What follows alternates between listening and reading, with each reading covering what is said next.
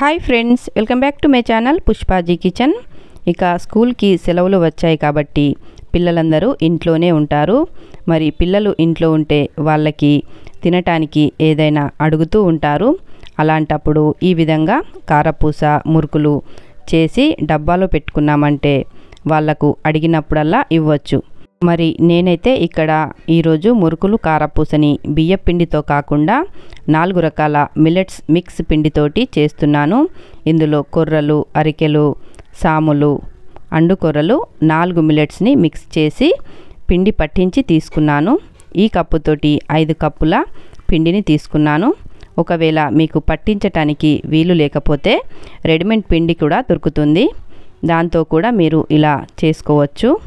ముందుగా ఒక mixie jar తీసుకొని అందులో 10-15 ఎల్లిపాయలు వేసుకోవాలి. అలాగే 1 టీ స్పూన్ వరకు జీలకర్ర, 4-5 పచ్చిమిర్చిలు ఇలా కట్ చేసుకొని వేసుకోవాలి. ఇందులో కొన్ని నీళ్లు వేసుకొని మెత్తగా పేస్ట్ లాగా గ్రైండ్ చేసి తీసుకోవాలి. చూస్తున్నారు కదా, ఈ విధంగా చక్కగా మెత్తగా పేస్ట్ లాగా గ్రైండ్ చేసి రెడీగా పక్కన ఉంచుకోవాలి. ఇప్పుడు పిండిలో తగినంత కారం వేసుకోవాలి. అలాగే ఉప్పు తగినంత వేసుకోవాలి. ఇక్కడ నేను 2 టీ స్పూన్ల ఉప్పు వేసుకున్నాను.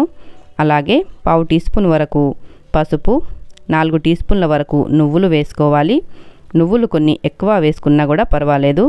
పొడిగా ఉన్నప్పుడు ఇవన్నీ ఒకసారి కలిపేసుకొని ఆ తర్వాత మనం ముందుగా మిక్సీ పట్టి ఉంచుకున్న ఎల్లిపాయలు, పచ్చిమిర్చి పేస్ట్ వేసుకొని అందులో కొన్ని నీళ్లు వేసి ఇదంతా ఒకసారి కలిపేసుకోవాలి.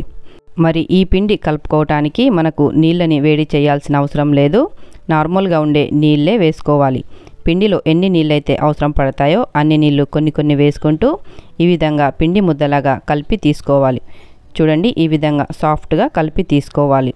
ఆ తర్వాత మురుకులు వేసుకోవటానికి ఇలాంటి మురుకుల పావుని తీసుకొని దానికి నూనె అప్లై చేసుకొని ముందుగా కారపూస వేసుకుందాము. దానికోసం కారపూస సాంచని పెట్టేసుకొని అందులో పిండి ఎంతైతే పడుతుందో అంత పిండి పెట్టేసి మూత పెట్టేసుకొని రెడీగా పక్కన ఉంచుకోవాలి. ఇక్కడ నేను స్టవ్ పైన కడాయిలో ముందుగానే నూనె వేసి ఉంచాను. నూనె వేడైందో లేదో ఒకసారి చెక్ చేసుకొని నూనె బాగా వేడైన తర్వాత ఫ్లేమ్ని లోగా పెట్టేసుకొని కారపూస వేసుకోవాలి. చూడండి, కారపూస వేసిన తర్వాత నూనె అంతా ఇలా నురగలుగా వస్తుంది కదా, ఆ నురగలన్నీ తగ్గిపోయిన తర్వాత అంటే చూడండి ఈ విధంగా అయిపోయినాక ఇంకో పక్కకి టర్న్ చేసుకోవాలి. ఈ విధంగా అటు ఇటు తిప్పుతూ లైట్గా ఫ్రై అయిపోయిన తర్వాత తీసేసుకోవాలి.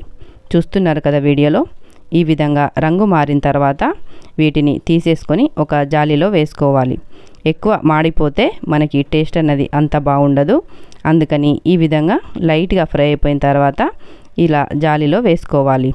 ఇదే మాదిరిగా మనకు ఎంత కారపూస అయితే అవసరం పడుతుందో అంత కారపూస వేసుకోవాలి. ఆ తర్వాత కారపూస సాంచ తీసేసి మురుకుల సాంచ పెట్టేసుకొని మురుకులు వేసుకోవాలి. మురుకులు వేసేటప్పుడు నేను మళ్ళీ వేరేగా వీడియో అయితే తీయలేదు. ఎందుకంటే పిండి ఒకటే ఉంటుంది కాబట్టి మనకు సాంచ చేంజ్ చేసుకుంటే సరిపోతుంది.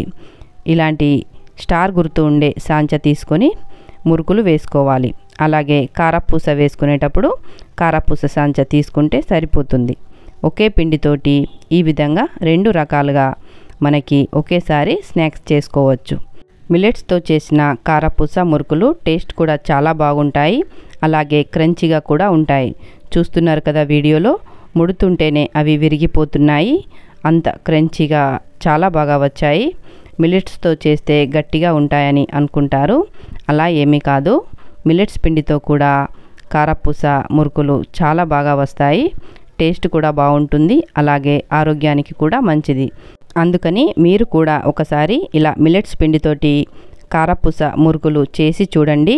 మీకు కూడా చాలా బాగా నచ్చుతాయి. మరి ఈ రెసిపీ నచ్చినట్టయితే తప్పకుండా లైక్ చేయండి. అలాగే మీ ఫ్రెండ్స్కి, రిలేటివ్స్కి షేర్ చేయండి. మరి ఇంతవరకు నా ఛానల్ ఎవరైనా సబ్స్క్రైబ్ చేయకపోతే ప్లీజ్ సబ్స్క్రైబ్ చేసుకోండి. Thank you for watching.